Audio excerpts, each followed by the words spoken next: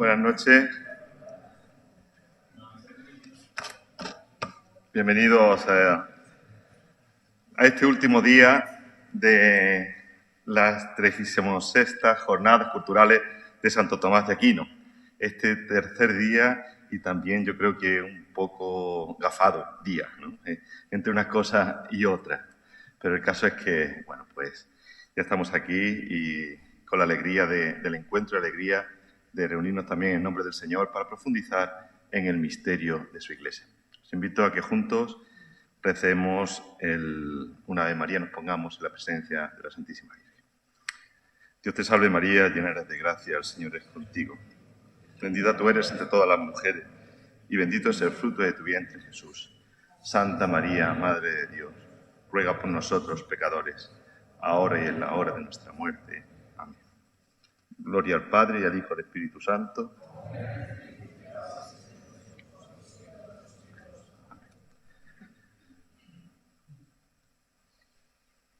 Pues nada.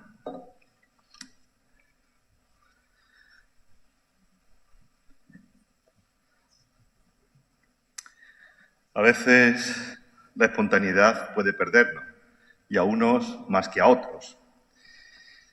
¿Por qué? Porque eso es lo que me ocurrió a mí el miércoles al ver que comenzaban las jornadas culturales y tener la noticia de que don Luis Argüello no podía acompañarnos en este último día. Y bueno, pues como un espontáneo que se tira al ruedo, pues yo dije, pues nada, para adelante, y aquí estoy como un torero a puerta gallola, pues con un tema que ya me hubiese gustado preparar con más detenimiento, pero bueno, que me ha dado la ocasión en estos días de preparación para afianzar una serie de ideas que esta noche quiero compartir con todos ustedes. Y es que el tema no puede ser más sugerente y el tema no puede ser de más actualidad. Pueblo de Dios en el mundo y sinodalidad, de una iglesia misterio de comunión a una iglesia sinodal misionera. Una mirada al pasado para comprender el presente y afrontar el futuro. Establecer este vínculo entre el pasado, y cuando hablamos del pasado estamos hablando del Concilio Vaticano II, y hablar del presente estamos hablando de la realidad eclesial en la que nos encontramos gracias al Papa Francisco, nos da la posibilidad de descubrir cómo hay temas eclesiológicos y pastorales que ya fueron impulsados por el Concilio Vaticano II y que ahora el Papa Francisco está tratando de desarrollar y de desplegar con su propuesta eclesiológica y pastoral. Pero también, y sobre todo, nos da la oportunidad, este tema, de poder descubrir un poco más el espíritu conciliar y, por tanto, el espíritu que llevó a Juan XXIII y después a Pablo VI a convocar, continuar y celebrar el Concilio Vaticano II, y que es el mismo espíritu que, sin duda alguna, está moviendo ahora a nuestro Santo Padre. La llegada de Francisco a la sede romana está claro que supuso un auténtico cambio en el devenir de la Iglesia, porque era la primera vez en la historia que un papa un papa sudamericano, llegaba a la sede de Pedro, un obispo del nuevo continente. Y con él llegó también al corazón de la Iglesia otra mirada, otra manera de ser y de hacer en la Iglesia. En este sentido, la elección de Bergoglio, un obispo argentino y jesuita, por parte del Colegio Cardinalicio, ya fue toda una declaración de intenciones sobre el aire de continuidad y de renovación que se quería para la Iglesia. El título de esta última ponencia no puede ser más sugerente, pero también más largo. No puede ser más largo. Pueblo de Dios en el mundo y sinodalidad, de una iglesia misterio de comunión a una iglesia sinodal misionera. Con esta ponencia de hoy, nosotros completamos la triple mirada que pretendíamos en la elaboración y el desarrollo de estas jornadas culturales. El primer día quisimos hacer una mirada histórica y por eso tratamos el Vaticano II, un concilio para el siglo XXI, que fue impartida por el padre Diego Molina. Ayer disfrutábamos de la conferencia impartida por Francisco Castro, titulada Cristo, respuesta al enigma del ser humano, y con ello una mirada cristológica y antropológica, una cristología antropológica, una antropología cristológica, sobre todo a partir de lo que se nos ofrecía en Gaudium et Spes. Y hoy lo que queremos hacer es una mirada eclesiológica, y donde nosotros vamos a intentar comprender y acercarnos a comprender el misterio de la Iglesia.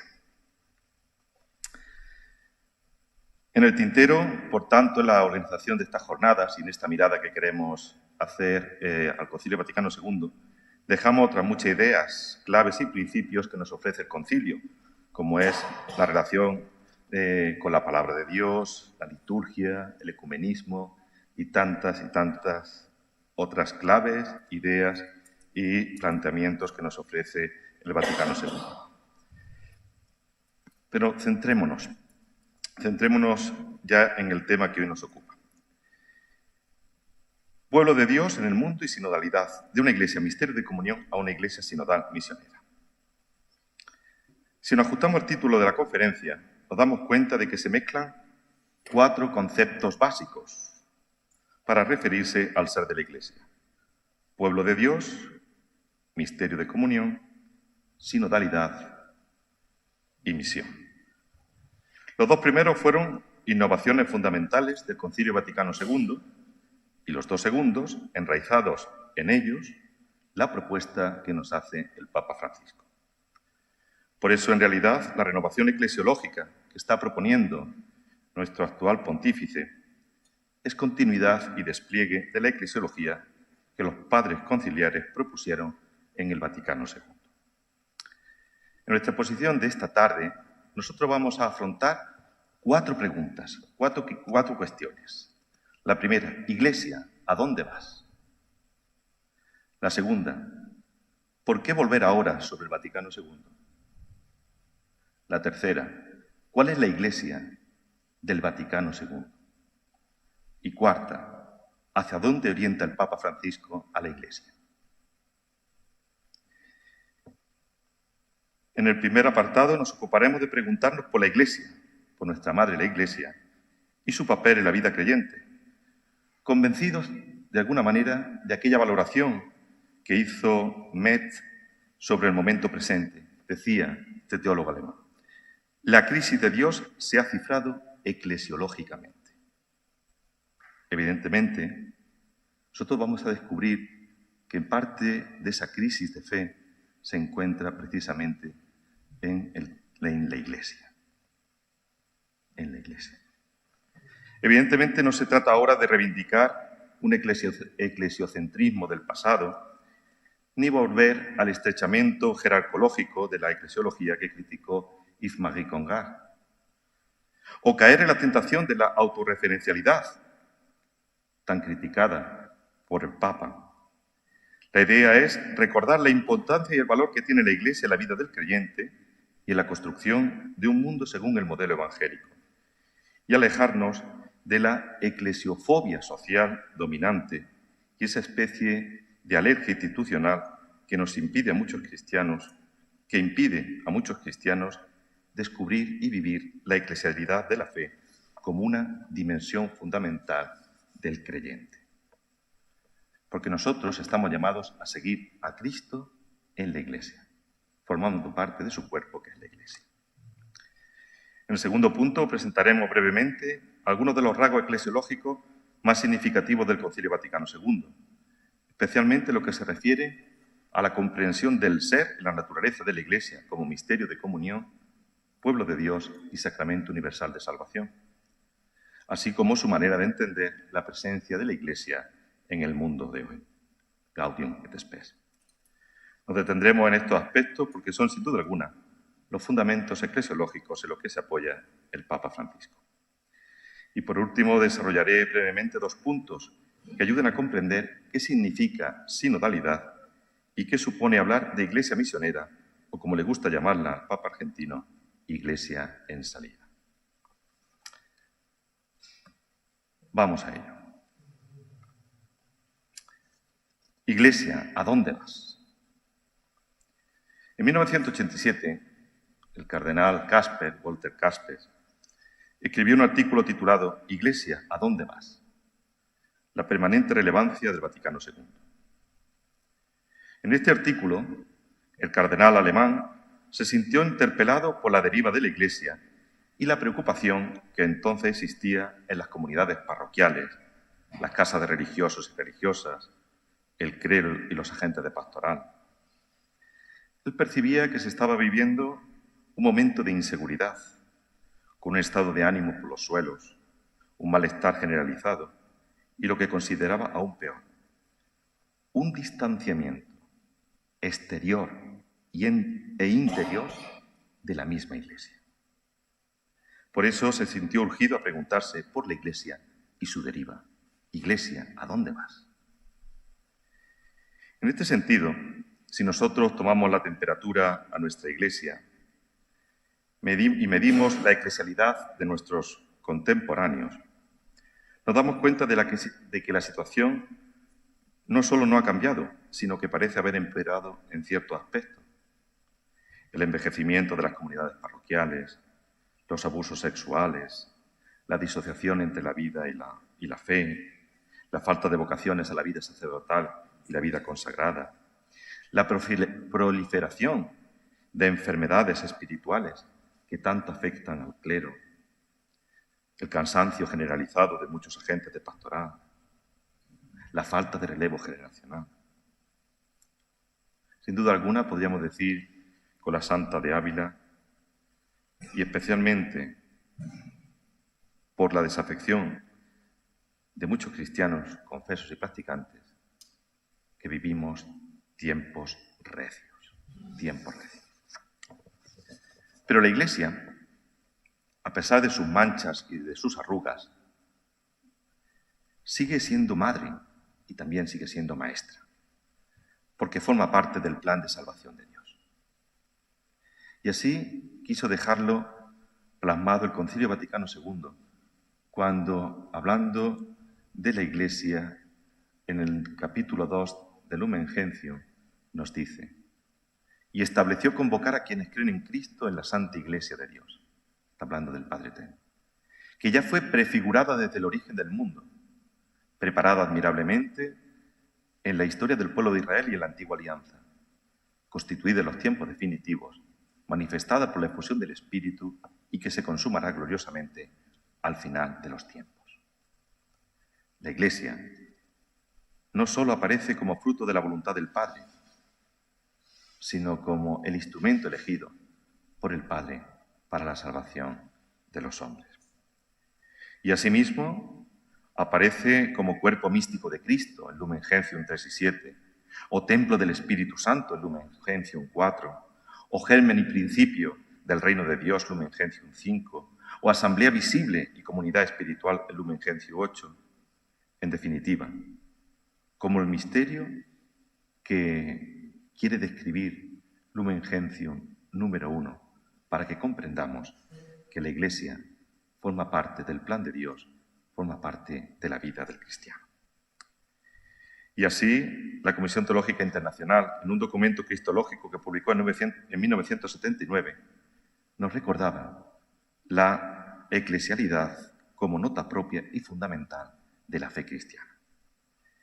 La Iglesia, presente en las diversas épocas, permanece siendo el lugar en el que se da el verdadero conocimiento de la persona y de la obra de Jesucristo.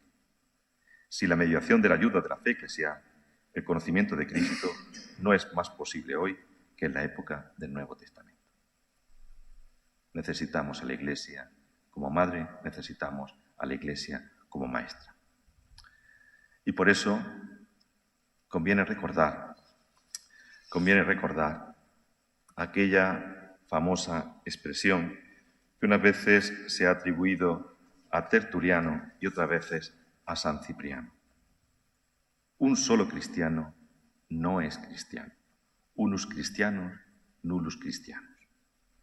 Un solo cristiano no es cristiano, porque el cristiano cree en la Iglesia, es miembro del cuerpo de Cristo, es templo del Espíritu Santo.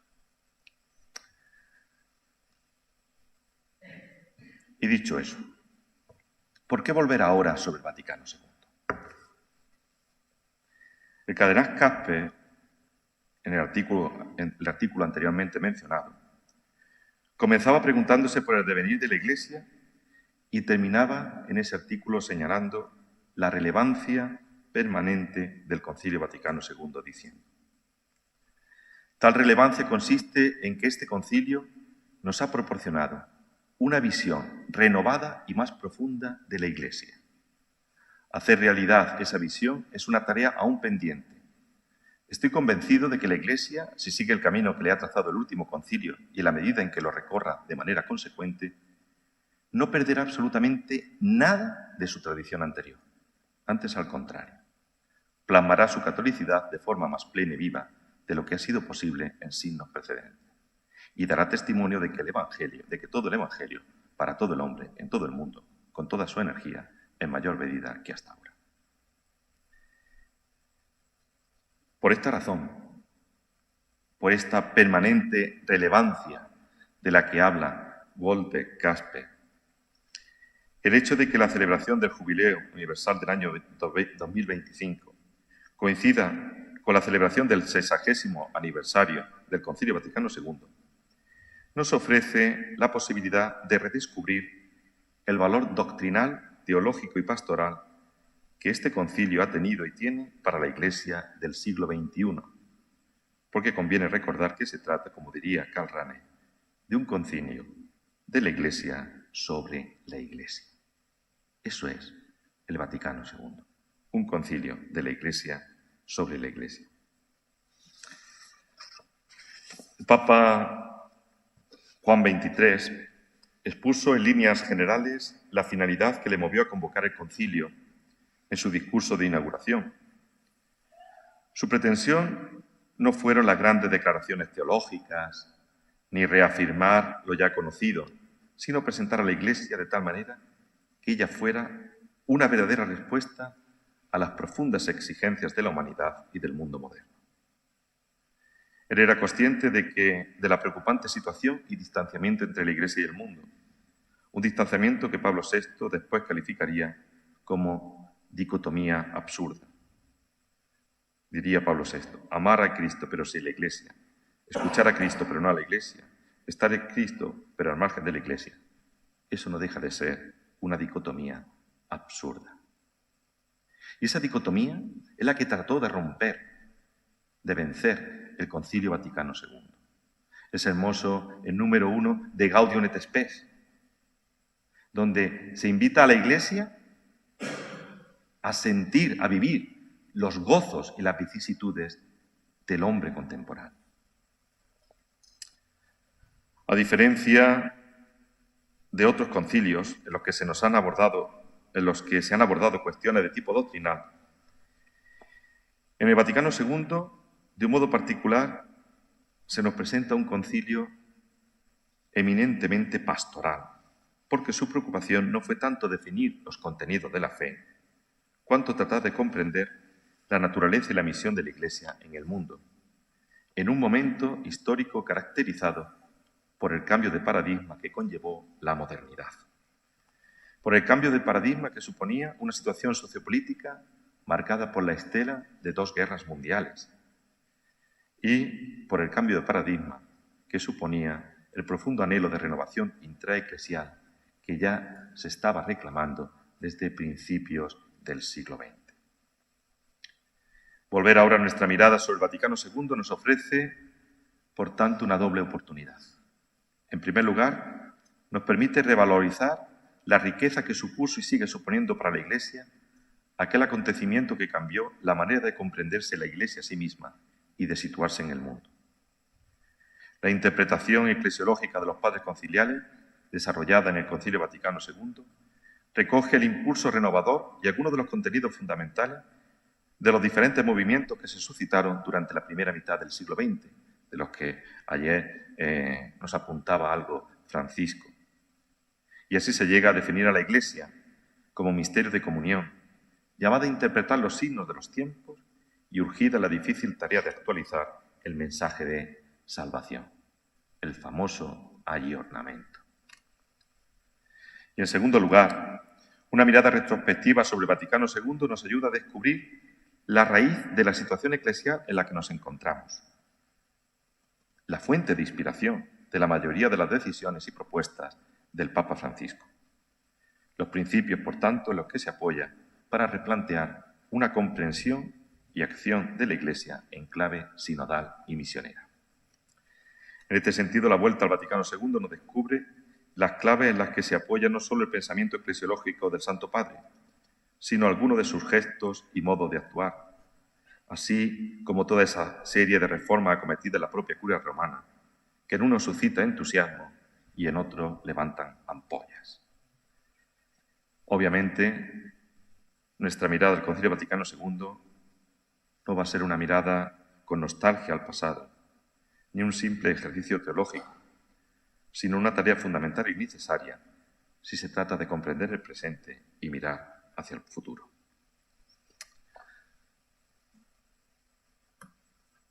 ¿Cuál es la Iglesia del Vaticano II? En la primera sesión del Concilio Vaticano II se empezó reflexionando sobre el esquema preparado sobre la Iglesia. Los temas que se abordaron en el primer esquema fueron, pues la Iglesia como sociedad perfecta, la jerarquía como elemento preponderante de la Iglesia, el pueblo de Dios constituido por los seglares. Pero antes de terminar la sesión, un grupo de cardenales y obispos advirtieron que esa propuesta que se había hecho no respondía al deseo de Juan XXIII. No respondía al espíritu que convocó el Concilio Vaticano II. Y por eso pidieron prepararse otro esquema. 4 días antes de terminar esa primera sesión, el 4 de diciembre de 1962, el cardenal Suenens formuló en el aula conciliar unas preguntas que cambiarían los contenidos y los acentos de las posteriores sesiones del concilio. Iglesia, ¿qué dices de ti misma? Tú, Iglesia, ¿quién eres? ¿Qué dices de ti misma? Y propuso que el concilio se centrase en la Iglesia con un plan articulado en doble perspectiva. La Iglesia ad intra, lo que sería después Lumen Gentium, la Iglesia ad extra, lo que después derivaría en Gaudium et Spes. Después de aquella intervención del cardenal Berga, se despertó en el aula conciliar el deseo de buscar la verdad de la Iglesia. De hecho, Pablo VI, en el discurso de la segunda sesión del concilio, invitó a la Iglesia a reflexionar sobre sí misma, su naturaleza y su misión y sus relaciones con el mundo, recordando así el espíritu que impulsó la celebración del Concilio Vaticano II.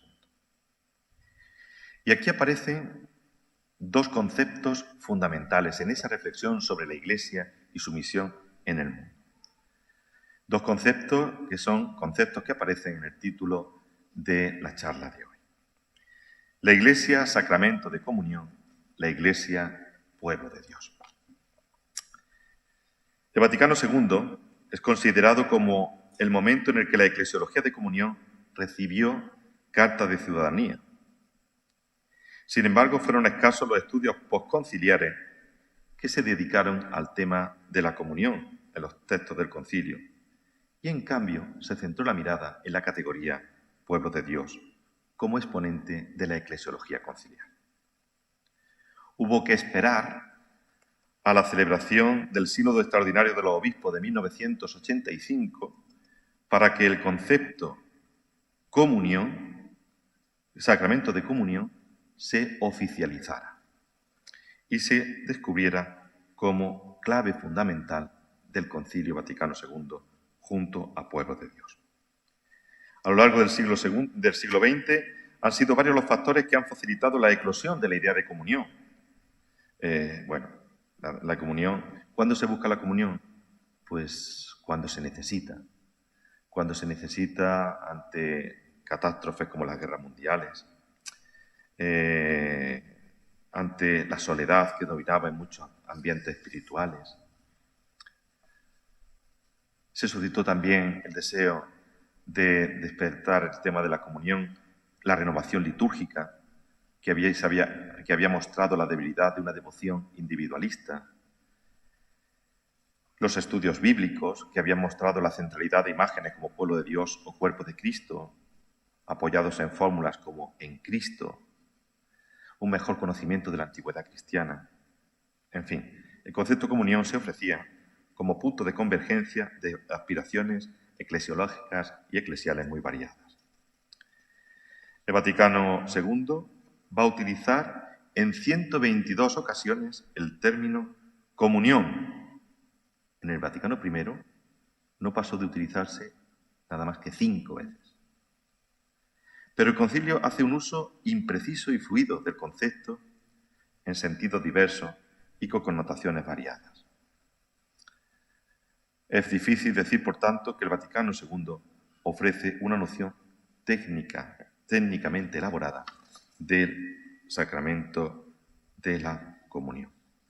Para ello, habrá que esperar a la celebración del Sínodo Extraordinario de 1985, donde se interpretó la eclesiología de comunión como una idea central y fundamental de los documentos conciliares.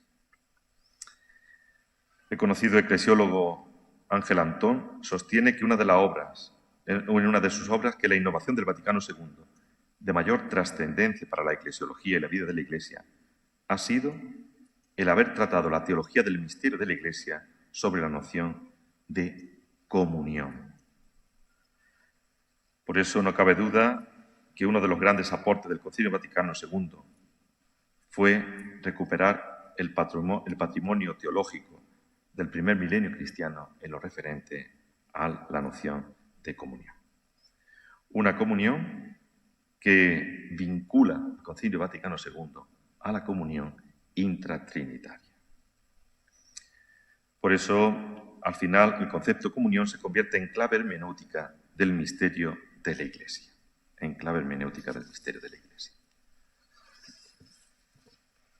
No me detengo mucho más porque no nos va a dar tiempo a todo. Después, como se va a publicar, pues lo podréis tener y leer tranquilamente.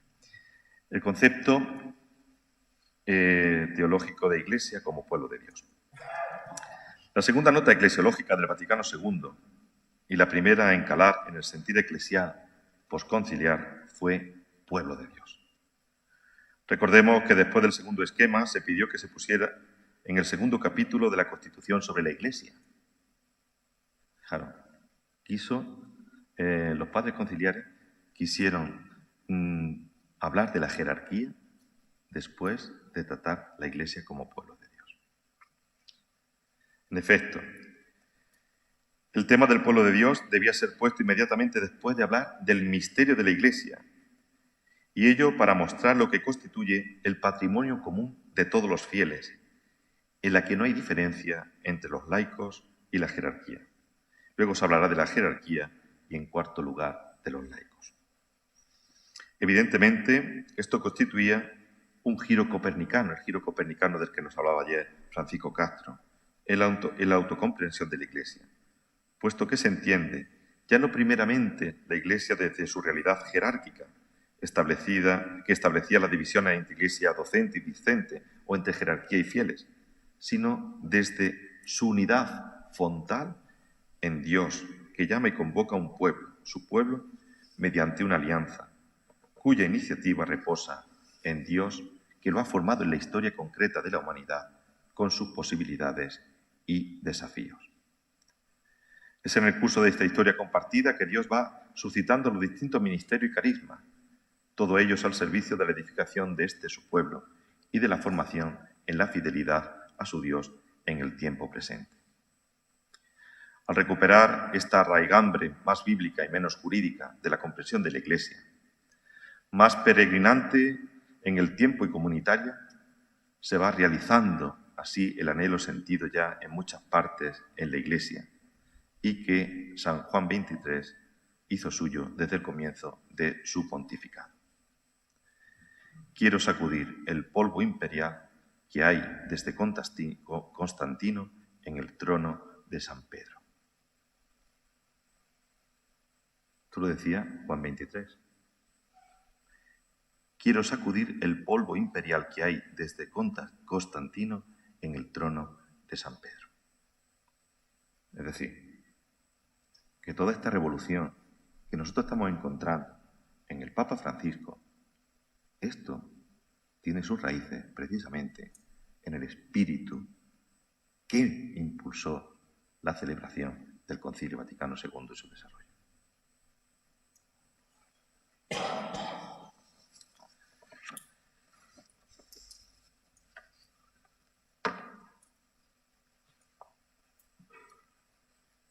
Avanzamos un poco más, porque no vamos a entrar en la disyuntiva que se planteaba entre el acontecimiento y la enseñanza. Ese es un tema sobre el que habló Diego Molina y en ese tema no vamos a hablar.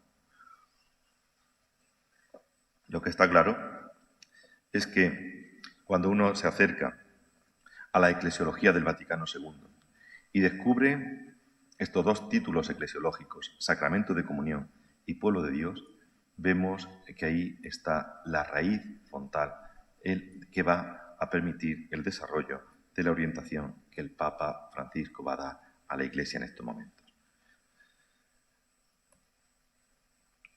¿Hacia dónde orienta Francisco a la Iglesia? El Papa Francisco,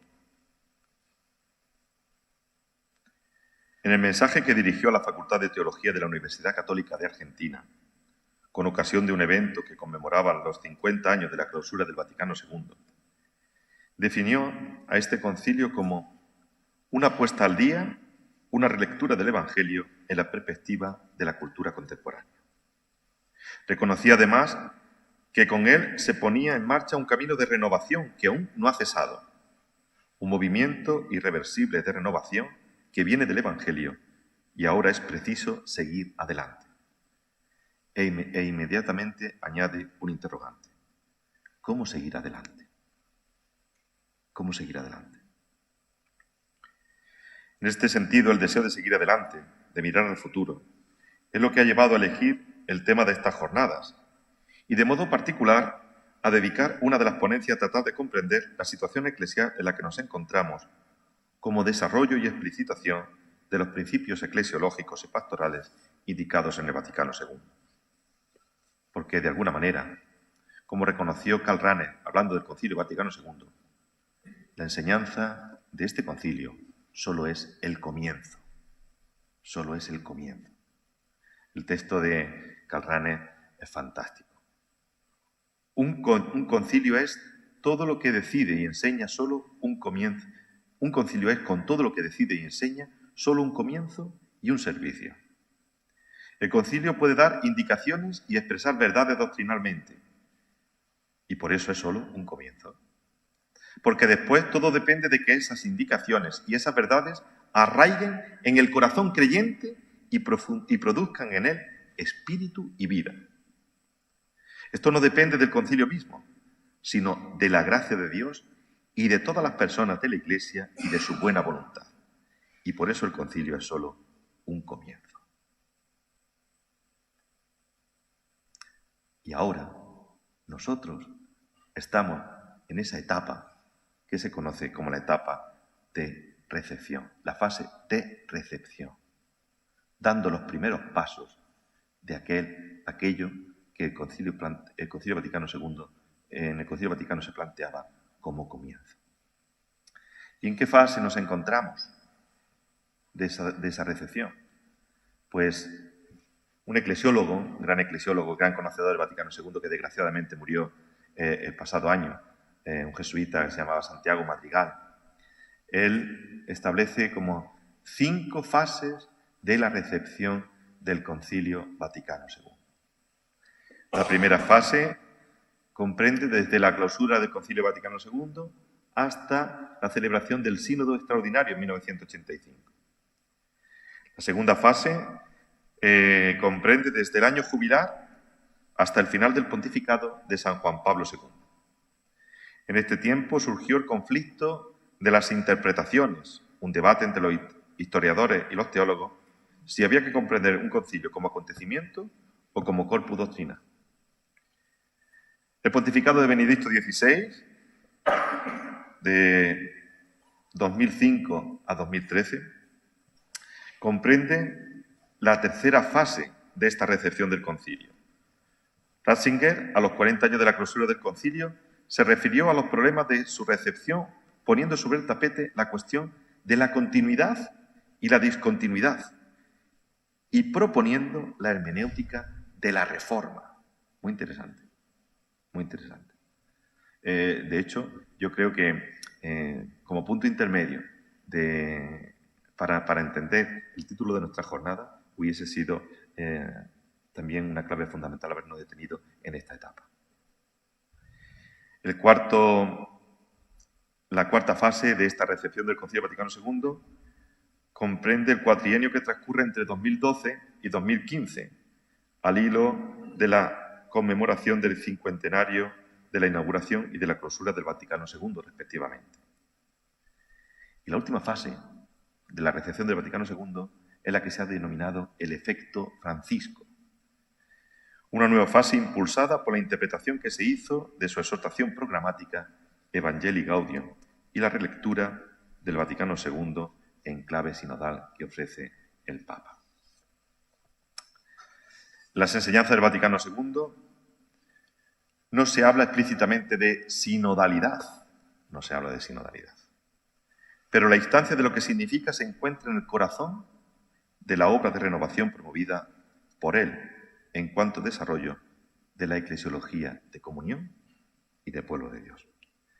Y por consiguiente, en presupuesto indispensable para un impulso misionero que involucre a la brecha de una iglesia sinodal. Empecemos por la sinodalidad.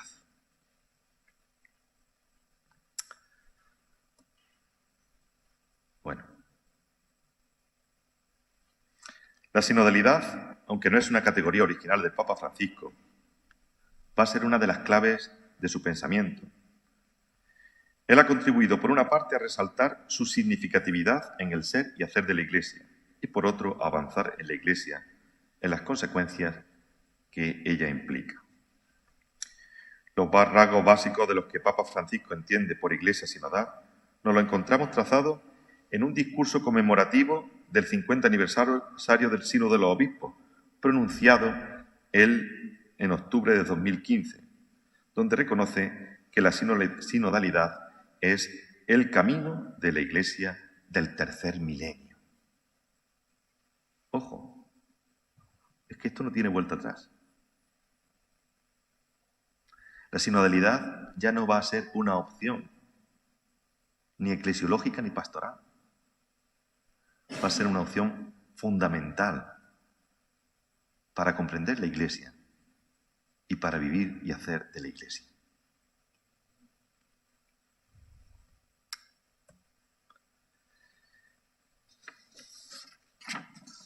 En ese mismo discurso, pronunciado el 17 de octubre de 2015, mientras se estaba desarrollando la 14ª Asamblea General Ordinaria del Sínodo del Obispo, Francisco explicó en qué consiste la sinodalidad.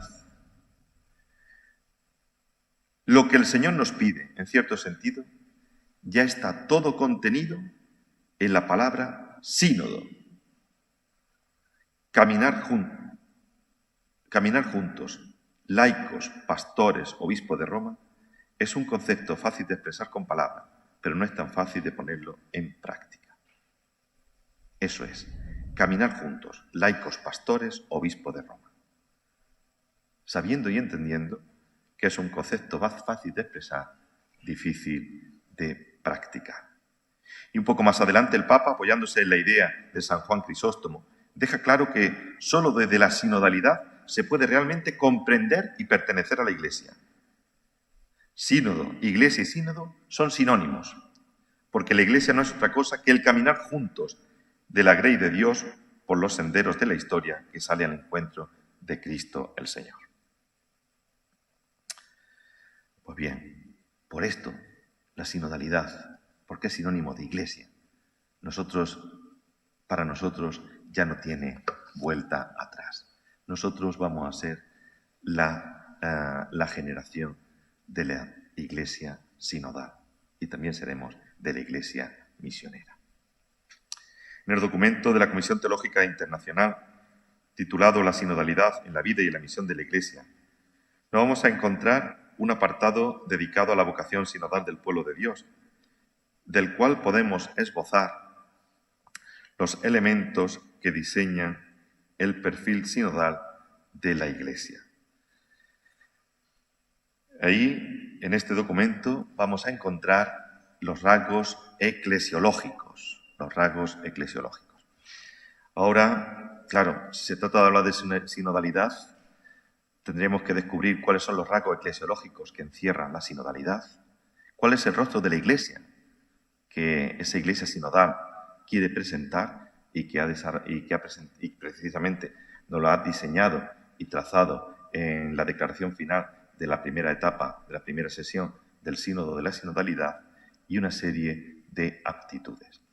Yo voy a enumerar simplemente deteniéndome brevemente en algunos de estos aspectos. Rasgos eclesiológicos. ¿Cuáles son, en el fondo, los rasgos eclesiológicos en los que se apoya el planteamiento sinodal que hace el Papa Francisco? Pues bien, el primer rasgo eclesiológico es el del sacerdocio común y una Iglesia carismática. En el punto de partida hay que situar la realidad del sacerdocio común del pueblo de Dios, que la perspectiva pastoral de Francisco, marcada por la corriente argentina de la teología del pueblo, encuentra una expresión característica en la oración de santo pueblo fiel de Dios. Nosotros, si queremos entender realmente el concepto sinodal del Papa Francisco, tendremos evidentemente que beber en las fuentes del concilio, pero de un modo particular vamos a tener que beber en la teología que él ha bebido y ha desarrollado, que es la teología del pueblo. Una teología con unas características muy especiales, muy singulares. Pero eso es tema de otra conferencia, o para aquellos que quieran estudiar eclesiología, como mi maravilloso alumno, que es tan ávido de poder entender y comprender lo que es la teología del pueblo. El caso es que en esa teología, nosotros vamos a encontrar el punto de partida del planteamiento que se hace en la gracia bautismal común a todos los cristianos. Y ahí es donde se establece la igual dignidad de todos, Es la comunión básica en la Iglesia y el presupuesto para superar la idea de una Iglesia como sociedad desigual. La sinodalidad acaba con eso. El segundo rasgo eclesiológico es el de una estructura sinodal y jerárquica. Esta común pertenencia al pueblo de Dios precede a toda distinción por razón de carisma, servicio o ministerios. El Espíritu crea esa distinción que el Concilio plantea en términos de dones jerárquicos y dones carismáticos, en Lumen Gentium 4, mediante la ordenación sacramental, y sirven de modo especial a la unidad del pueblo de Dios. El capítulo 2 de Lumen Gentium sobre el pueblo de Dios traza una teología de la comunidad que sirve de marco al capítulo 3 dedicado al ministerio jerárquico. Esta lógica reproduce el doble origen de la Iglesia en Pascua y en Pentecostés. Y la Iglesia surgió en las apariciones del resucitado al círculo íntimo de los seguidores de Jesús de Nazaret. Pero es que ahí también surge la Iglesia, surge toda la Iglesia. La comunidad cristiana ha de conservar este doble sello de identidad, su dimensión neumatológica y su dimensión cristológica. De ahí que se pueda hablar de una unidad diferenciada de la estructura comunitaria y de la estructura ministerial. Otro rasgo eclesiológico que se desarrolla, sobre el que se desarrollará la sinodalidad que propone el Papa Francisco, será la relación entre el sensus fidelium y la autoridad. En la exhortación apostólica Evangelii Gaudium, hay que decir, de la exhortación apostólica Evangelii Gaudium, hay que decir que es el primer documento papal posconciliar que recupera con todo su vigor la doctrina del sensus fidei. La totalidad de los fieles que tienen la unión del santo no puede equivocarse en la fe. Esta promesa de la indefectibilidad, que reposa sobre el sentido natural de la fe, el sensus fidei del pueblo de Dios, abarca desde los obispos hasta el último de los fieles laicos. Por eso, la autoridad tiene necesariamente que atender a ese sensus fidei. Y en ese sentido, nosotros vamos a descubrir que en la Iglesia sinodal otro de los rasgos va a ser la circularidad entre el sensus fidei y el magisterio. Es muy sugerente el informe de síntesis de la primera sesión de la 16ª Asamblea General Ordinaria del Sínodo del Obispo, celebrada del 4 al 29 de octubre de 2023, porque en este informe se ponen los rasgos fundamentales que dibujan el rostro de la Iglesia sinodal. Es hermoso, es hermoso. Los rasgos del rostro de la Iglesia sinodal es la sinodalidad como experiencia y comprensión, y aquí he remarcado algunos conceptos que a mí me parecen claves. Habla de la sinodalidad como una experiencia, no simplemente como una intención, como un planteamiento teológico, sino como una experiencia. Otra es la dimensión trinitaria, de unidos y enviados por la Trinidad. Entrar en la comunidad de fe, el valor que se le da a la iniciación cristiana, la Iglesia sinodal, la iniciación cristiana. Y en esto, cuando brevemente presente el tema de la Iglesia misionera, diré también algo. Cómo el Papa Francisco plantea la necesidad de volver al querisma y a la mistagogia. En el fondo, ¿por qué? Porque son claves de la iniciación cristiana. Aparecen los pobres como protagonistas del camino de la Iglesia, una Iglesia de toda tribu, lengua, pueblo y nación, una Iglesia católica universal, una Iglesia donde se hable de tradiciones y donde se entiendan las tradiciones de las iglesias orientales y la Iglesia latina, o lo que es lo mismo, del ecumenismo y, por tanto, de un camino de unidad de los cristianos. Este es el rostro de la Iglesia sinodal que ha propuesto la última sesión, o la primera sesión del sínodo de la sinodalidad, y que de alguna manera dibuja el rostro de la Iglesia que propone el Papa Francisco. Y algunas de las actitudes sinodales, ¿cuáles serán? Desclericalizarse, sin duda alguna, la desclericalización, el reforzar el papel de los laicos, muy hermoso con el motu propio de Predicate Evangelii, en el que aparece la reforma de la curia vaticana. Se insiste una y otra vez en el papel que los laicos van a tener a partir de este momento también en los órganos de gestión de la Iglesia. Establecer organismos de control, las actitudes de escucha y el fomento de la participación. Y el fomento de la participación de múltiples formas. Bueno, pues de una iglesia sinodal a una iglesia misionera. Nada en la iglesia se hace para su propio provecho, sino en favor de la misión que le ha sido confiada, que no es otra que la proclamación de la salvación al mundo entero. Una iglesia que intente vivir como lo que es comunión y en la que se concrete dicha comunión en su forma de actuar interna, participación, se va a convertir en un mejor signo e instrumento de la unidad del género humano con Dios y de unos con otros, para todos aquellos a los que somos enviados. La misión aparece desde el inicio de su pontificado como el sueño esencial del Papa Francisco. Sueño con la opción misionera capaz de transformarlo todo, para que las costumbres, los estilos, los horarios, el lenguaje y toda estructura eclesial se conviertan en un cauce adecuado para la evangelización del mundo actual, más que para la autopreservación. Evangelii Gaudium, número 27. El sueño misionero, la Iglesia en salida, son dos expresiones que revelan el impulso evangelizador que quiere imprimir el Papa Francisco a la Iglesia desde que llegó a la sede petrina.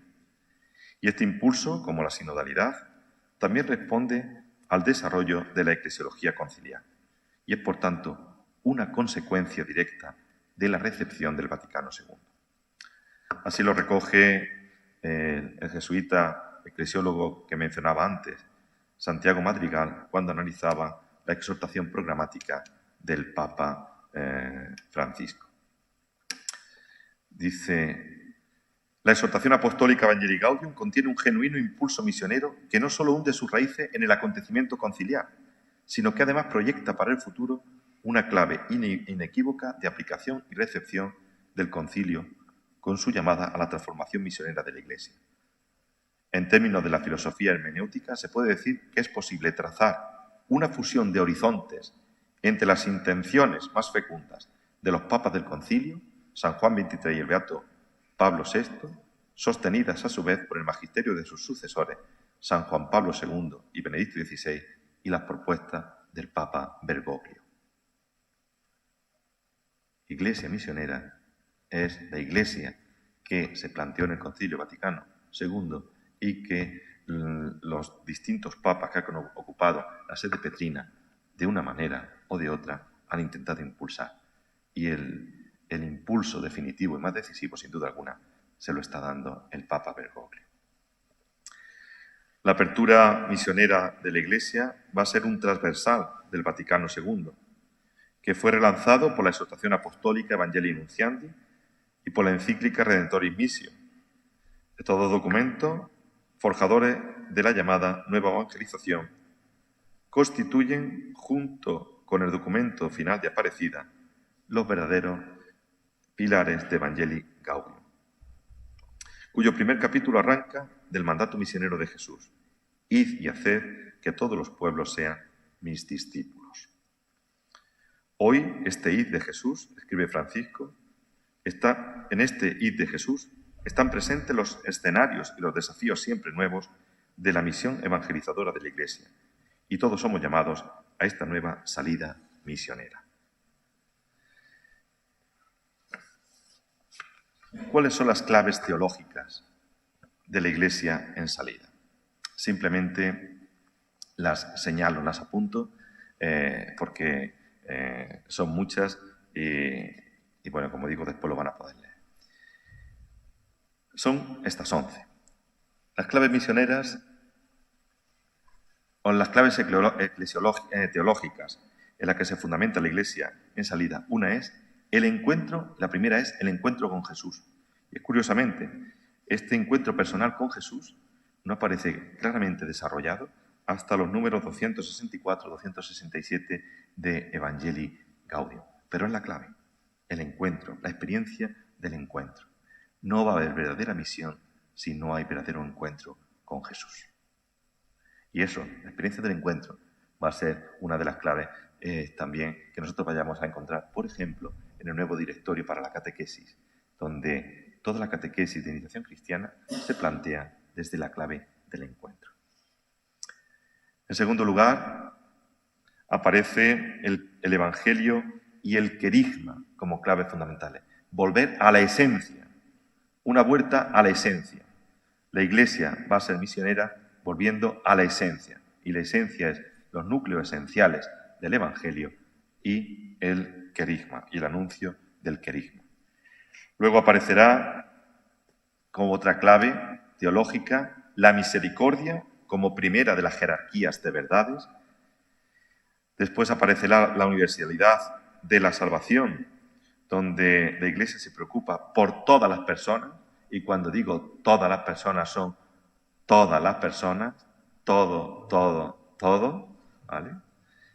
¿Vale? ¿Os suena esa expresión? Luego aparecerá las periferias existenciales, será otra de las claves teológicas que desarrolle la eclesiología misionera del Papa Francisco, periferias humanas como lugar preferencial. Aparecerá también la esperanza como horizonte, la santidad como estilo de vida, el cuidado de la fragilidad, concebir el tiempo como algo superior al espacio y la realidad como algo mucho más importante que la idea. La Iglesia misionera nos sitúa en otras claves teológicas,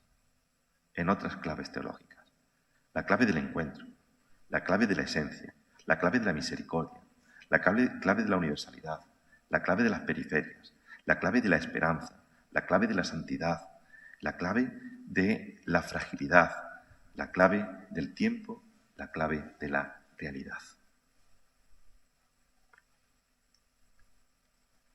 ¿Y cuáles van a ser las actitudes pastorales de una iglesia en salida?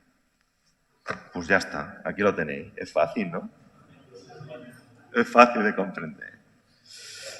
Aparece en en Evangelii Gaudium número 24, con esos 5 conceptos que debe tener la comunidad cristiana de una iglesia en salida.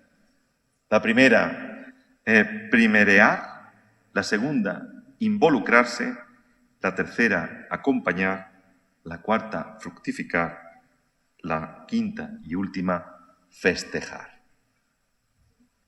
Un entramado en el que se nos dibuja, sin duda alguna, cuáles son esas 5 aptitudes que tienen que estar impresas en el corazón de cualquier comunidad cristiana que trate de ser misionera. Tiene que primerear. Primerear quiere decir que la comunidad evangelizadora experimenta que el Señor tomó la iniciativa, la ha primereado en el amor, y por eso ella sabe adelantarse, tomar la iniciativa sin miedo, salir al encuentro, buscar a los lejanos y llegar a los cruces de los caminos para invitar a los excluidos. Como consecuencia de esta, la Iglesia tiene que involucrarse al estilo de Jesús. Jesús se involucró, lavó los pies a sus discípulos. El Señor se involucra e involucra a los suyos, poniéndose de rodillas ante los demás para lavarlos.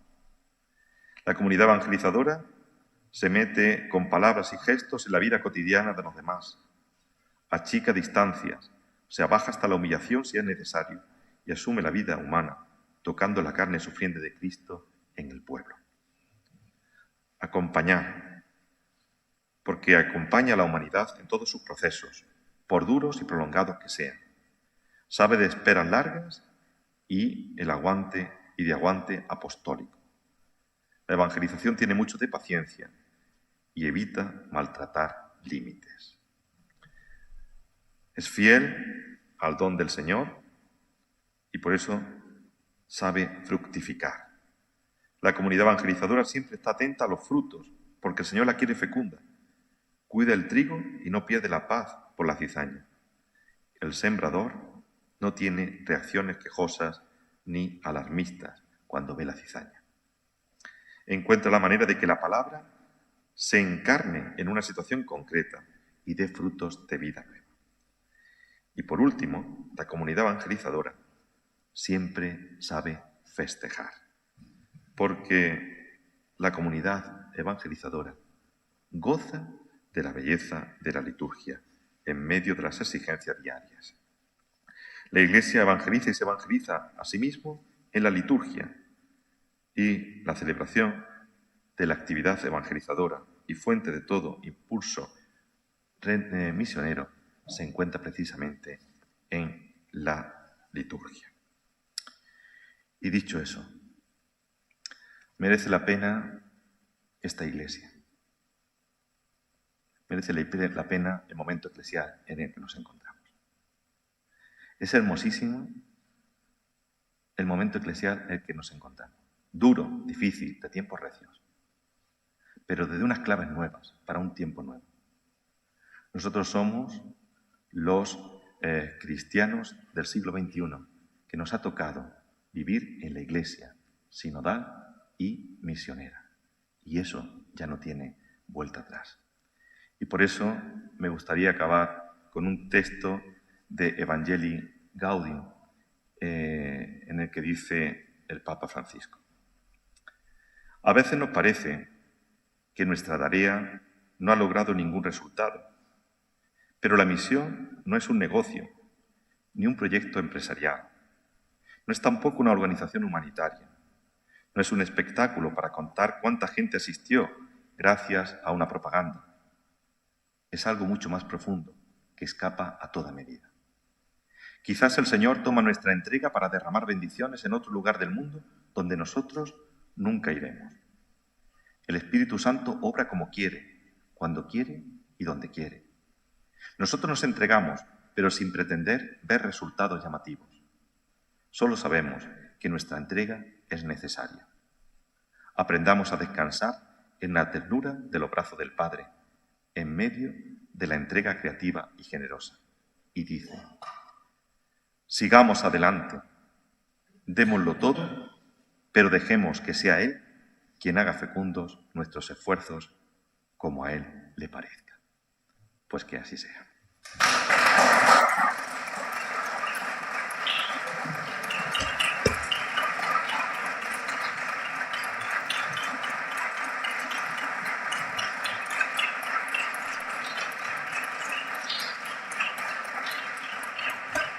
Gracias.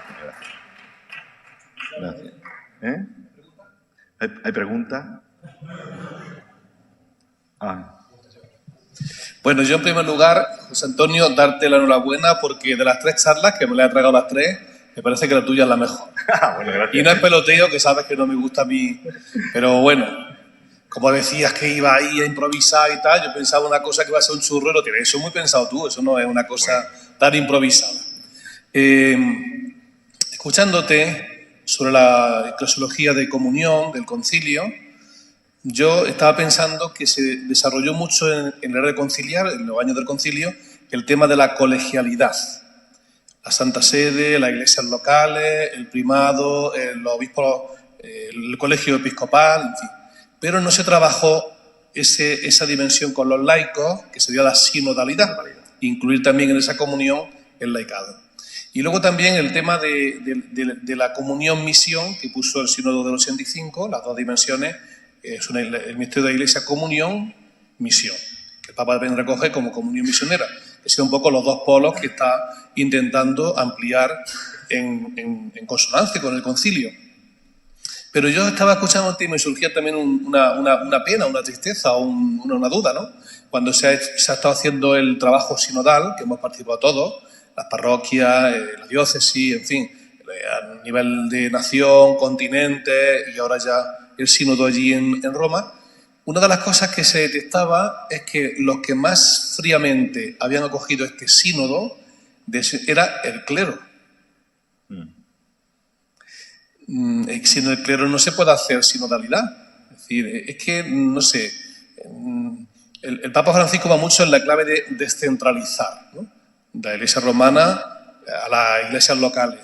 Pero luego hay que descentralizar también de la curia a las parroquias y luego de los párrocos a los laicos.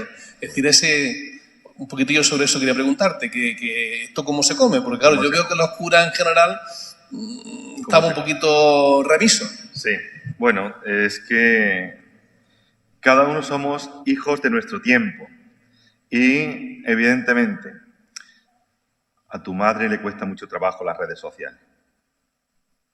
A mi madre le cuesta mucho trabajo las redes sociales.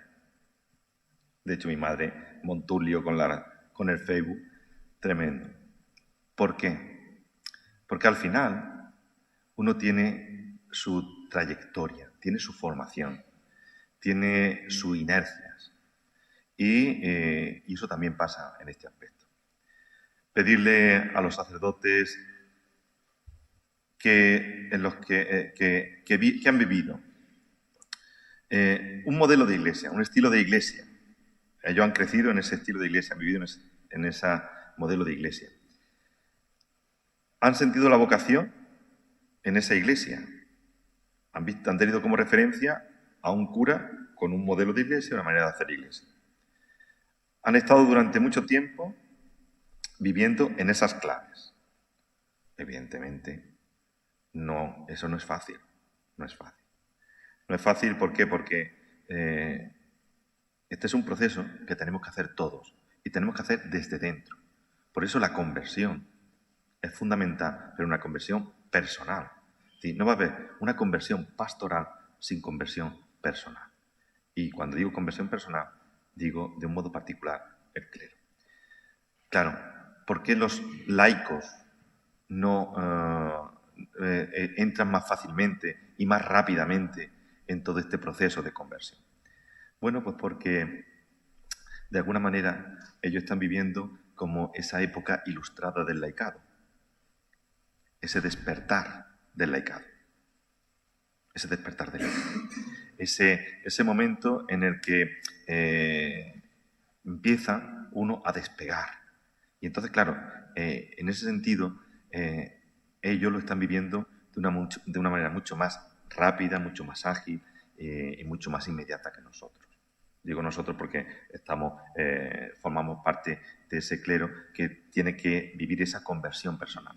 Esa conversión personal que pasa por el corazón, que pasa evidentemente por la razón. Eso no cabe duda.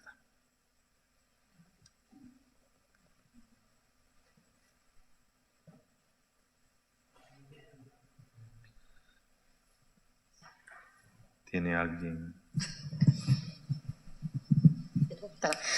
Bueno, pues darte las gracias por aceptar el reto, que no es chico. Cuando yo tuve el acercamiento al Concilio Vaticano II, a toda la documentación y todo, la verdad que me apasionó pues toda esta eclesiología y me alegra que estemos pues redescubriendo. Yo añadiría algunas de las preguntas, es decir, el Concilio se centró pues en cómo eres, ¿no? ¿Qué iglesia eres y en el mundo? Y yo añadiría ahora esa pregunta que ha hecho, ¿a dónde va Iglesia? Yo añadiría 3 preguntas. ¿Dónde estás? ¿En qué? No, bueno, ¿cómo es cómo? ¿Dónde? ¿Cómo? ¿Y con quién? Serían las 3 preguntas para reflexionar desde las comunidades parroquiales, porque muchas veces a lo mejor nos perdemos en cuestiones. Entonces, ¿cómo estamos en la sociedad de hoy? ¿Cómo? ¿Con quién? ¿Y en qué? Son las 3 preguntas que podríamos hacernos. Y luego también me ha parecido escucharte que la Iglesia, bueno, pues que sale, ¿no? Es el pueblo de Dios que camina, sale al encuentro de Cristo. No sé si lo entendió más. Bueno, pues yo creo que tenemos que convencernos que Cristo está con nosotros, que salimos juntos con Él y tenemos que salir al encuentro de la persona concreta que está buscando a Cristo sin saberlo. Y suscitar las preguntas que tenemos todos en el corazón y ir pues a ese cuidado, como pone Reino, tener mucha paciencia, acompañar sobre todo la fragilidad. Y una idea que apareció ahí que no me ha quedado clara era lo del tiempo, más importancia del tiempo que el espacio. Esa idea ahora se la puede aclarar porque no la he entendido, qué es lo que quiere decir con eso. Y bueno, ya está, simplemente aportar eso porque que tenemos mucho para reflexionar sobre nuestra Iglesia, madre y maestra. Y gracias. Mira, claro, porque en la pastoral lo que se plantea es la pastoral del proceso. Estoy buscando, pero es que no sé exactamente dónde aparece ahora. Bueno, ya está. en Evangelii Gaudium aparece en un punto la importancia del tiempo más que del espacio. Necesitamos procesos, vivir procesos. Vivir procesos. No vale simplemente con estar y ya está, sino hay que acompañar un proceso. Hay que acompañar el proceso de crecimiento en la fe. Y eso resulta fundamental. Por eso, una de las claves que también aparece aquí es el tema de acompañar. Acompañar procesos por más duros que sean y tener paciencia. Y tener paciencia. Tener paciencia porque muchas veces nosotros nos pasa pues lo que a la sociedad en la que nosotros nos movemos. El just do it, ¿no? Ya, inmediatamente, aquí, dicho y hecho. Y necesitamos ese tiempo, esa paciencia, ese proceso. ¿Vale? Venga. Bueno, muchas gracias, José Antonio, por su intervención. Comentaba al principio, a mitad de la ponencia, el tiempo de recepción de las fases que señalaba este sacerdote jesuita. Quería saber tu opinión de por qué tanto tiempo de recepción de ese concilio, sobre todo de esa idea de eclesialidad que ahora de un modo particular pues está poniendo en énfasis el Papa Francisco. Y la segunda pregunta es, ¿cuál es la clave para ti que el Papa Francisco está actualmente poniendo en su pontificado en esa idea de eclesialidad, de misión, de iglesia de salida? Porque, como bien has recordado, es el primer pontífice sudamericano. Entonces, como también bien has dicho, esa teología del pueblo de la que él viene, pues tendrá también unas claves que él está aportando, sobre todo, pues a la idea de eclesialidad, de misión actualmente de la Iglesia, en la que todos pues estamos inmersos y tenemos que trabajar. Entonces, por concretar, ¿cuál sería para ti la clave que el Papa Francisco está aportando bajo esa idea de Iglesia de la que él viene, bajo esa teología del pueblo y de la que nosotros, esta Iglesia pues, europea, nos podemos enriquecer? Sí. Bueno, vamos a ver, el tiempo de recepción no es tanto, ¿sabes? Los concilios siempre han tenido un tiempo de recepción. Si tú coges los 7 concilios, los primeros 7 concilios ecuménicos, te das cuenta de que al final uno está recepcionando a otro, como se decía en tal, como se decía en cual, y ese proceso es mucho más largo. El tiempo de recepción de un concilio está marcado precisamente por el desarrollo de las ideas que plantea ese concilio y la aceptación y acogida y la encarnación histórica de las ideas que propone el concilio. ¿Vale? ¿Qué es lo que decía Calraño? Estamos al comienzo. Estamos al comienzo. Cuando yo hice la tesis doctoral, en el Concilio de Calcedonia, el subtítulo de mi tesis es El valor de la humanidad de Jesucristo, clave de la recepción del Concilio de Calcedonia en su 1500 aniversario. Porque al final, todos los concilios van a necesitar un tiempo de recepción y después se va a poder volver sobre ellos. Y especialmente, hablar de un tiempo de recepción, 60 años, es hablar de un periodo muy, muy corto. Punta la primera pregunta. La respuesta a la segunda pregunta. Yo creo que el Papa está desarrollando para toda la Iglesia y está poniendo en el escaparate precisamente muchas de las claves de esa teología del pueblo. Esa teología que habla básicamente de esas dos cuestiones, de dos cuestiones, el sensu fidei, la importancia del sensu fidei, y destaca de un modo particular el tema de la religiosidad popular. Cuando uno hace un barrido por las referencias que hace el Papa a estos dos conceptos, uno se da cuenta de que está insistiendo como ninguno en esas dos claves, en el sensu fidei y en el tema de la religiosidad popular, porque para él son claves fundamentales, expresiones fundamentales del concepto que tiene de Iglesia.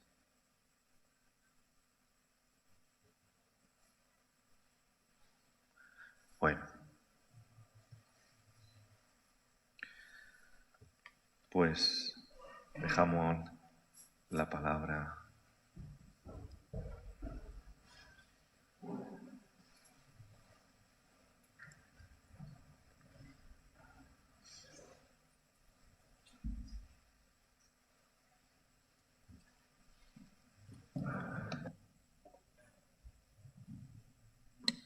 Pues muchísimas felicidades y muchísimas gracias, don José Antonio, porque verdaderamente has dado totalmente la talla en tan poco tiempo y has salido muy bien al quite y has hecho una buena corrida, hasta con chipolines.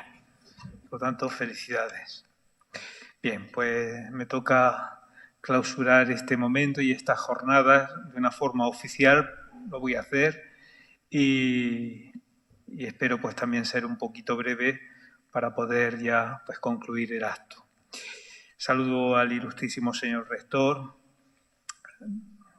vuelvo a saludar al señor director del Instituto Teológico, San Eufrasio, a los formadores del seminario, a los profesores y alumnos del Instituto Teológico y del Instituto de Ciencias Religiosas San Dámaso, a su director, a los seminaristas y a los amigos que estáis aquí esta tarde y habéis estado a lo largo de estos días pues compartiendo estas jornadas.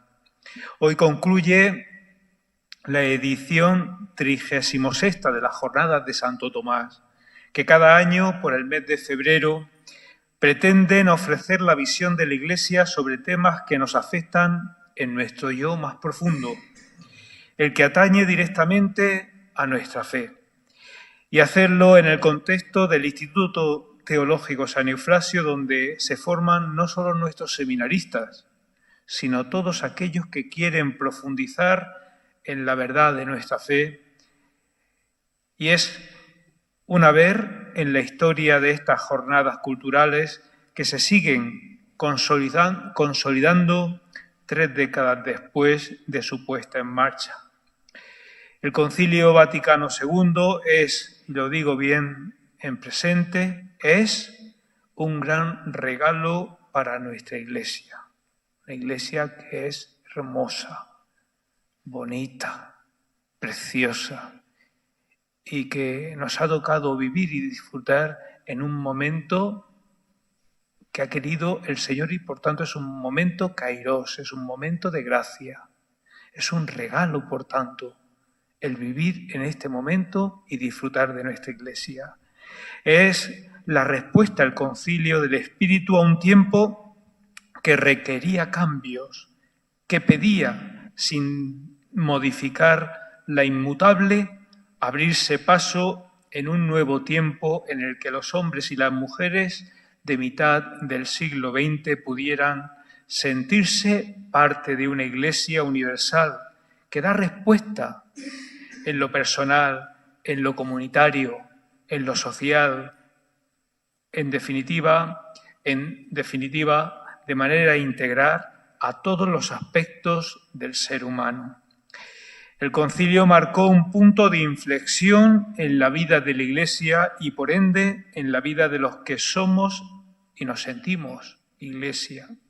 Fue un momento de apertura, momento de diálogo y de total renovación, en el que la Iglesia se dispuso a encontrarse con el mundo moderno y a interpretar los signos de los tiempos siempre a la luz del Evangelio. Un camino que cumple más de 60, que cumple, porque empezamos desde el inicio 60 años, pero que sigue actual, sigue vigente, sigue dando sus frutos. El concilio, promovido por el Papa Bueno, por San Juan XXIII, fue un tiempo de reconciliación y de apertura hacia el mundo. Un tiempo en el que la Iglesia se comprometió a ser una presencia activa y relevante en la sociedad contemporánea. Se abordaron temas fundamentales, como hemos escuchado, como la colegialidad, la liturgia, la eclesiología, el ecumenismo y el diálogo interreligioso. Y fue también la respuesta de la Iglesia a un hombre que ejerce y que sigue ejerciendo hoy en día todavía de Dios. Un hombre que ha pulsado el botón de la bomba atómica en su momento, sabiendo que tiene el poder, por tanto, de la destrucción del mundo, en un mundo cada vez más cambiante, con menos fe y con menos sentido de trascendencia. El Vaticano II nos enseña, que la Iglesia no puede vivir encerrada en sí misma. Y el Papa Francisco está en esta dinámica. Lo de la autorreferencialidad hay que dejarlo a un lado y hay que buscar el para qué de la Iglesia, esa referencialidad del otro y del más necesitado. Como he dicho, el Vaticano II nos enseña que la Iglesia no puede vivir encerrada en sí misma, sino que debe salir al encuentro de todos, especialmente de los más necesitados. Nos recordó la importancia de la comunión y la participación de todos los fieles en la vida de la Iglesia, así como la responsabilidad de cada bautizado en la misión evangelizadora. Ahora, en pleno sínodo, cuando siguen produciéndose cambios sustanciales en nuestra forma de ver y percibir el mundo y la sociedad que nos rodea, estos días de jornadas nos han servido para darnos cuenta de que el Concilio Vaticano II está en plena actualidad. Quizá con otros lenguajes, quizás con otras formas, pero la esencia es la misma. El plan de Dios es que el hombre sea feliz y sea copartícipe de la edificación del reino de Dios. En un mundo que sigue enfrentando desafíos sociales, políticos, económicos y culturales, la Iglesia necesita más que nunca el espíritu de apertura y renovación que caracterizó el concilio. En este tiempo necesitamos más que nunca una Iglesia que sea capaz de dialogar con el mundo. Eso es lo que quiere el Papa Francisco y es lo que está pretendiendo. Que sea capaz de dialogar con el mundo, de tender puentes. Una Iglesia que sea signo de esperanza y de reconciliación en un mundo marcado por divisiones y conflictos. Y ahora también estamos hablando mucho de ese tremendo individualismo. Un mundo velado por las lágrimas del sufrimiento. Necesitamos una Iglesia que interpele y pregunte al hombre de hoy, ¿por qué lloras? ¿A quién buscas? Es el pasaje de la Magdalena con el resucitado. Que sea capaz una Iglesia de interpretar los signos de los tiempos a la luz del Evangelio y que sea una Iglesia profética en su testimonio de amor, de justicia y de libertad que nos ha logrado el resucitado. Decía San Pablo VI en la homilía de clausura del Concilio Vaticano II, decía que aquella antigua historia del buen samaritano ha sido el ejemplo y la norma según la cual se ha regido la espiritualidad de este concilio. La parábola del buen samaritano. Así lo dijo el día 7 de diciembre de 1965, en esa homilía de clausura. Palabras que serán recogidas como eco de aquellas por el Papa Francisco en la encíclica Fratelli Tutti, presentándola como la parábola, como el icono donde la Iglesia aprende a dar a su capacidad de amar una dimensión universal. Esa capacidad de amar, darle esa enorme dimensión universal de amar a todo hombre que yace en el borde de los caminos. Por tanto, una Iglesia que sepa parar como el buen samaritano, una Iglesia que sepa tocar como el buen samaritano y una Iglesia que sepa curar como el buen samaritano, pero a todo hombre. El Concilio Vaticano II, por tanto, sigue siendo una fuente de inspiración y de orientación para la Iglesia en nuestro tiempo. Y así nos lo han trasladado los ponentes de estos días. Don Diego Molina, profesor de la Facultad de Teología de Granada, don Francisco Castro Pérez, profesor del Instituto de Ciencias Religiosas San Pablo de Málaga, y hoy nuestro querido y flamante provicario general y director del Instituto Teológico San Eufrasio, don José Antonio Sánchez Ortín. El Concilio Vaticano II nos recuerda que hoy como ayer somos una Iglesia en camino, una Iglesia sinodal y misionera, llamada a renovarse constantemente en fidelidad al Evangelio.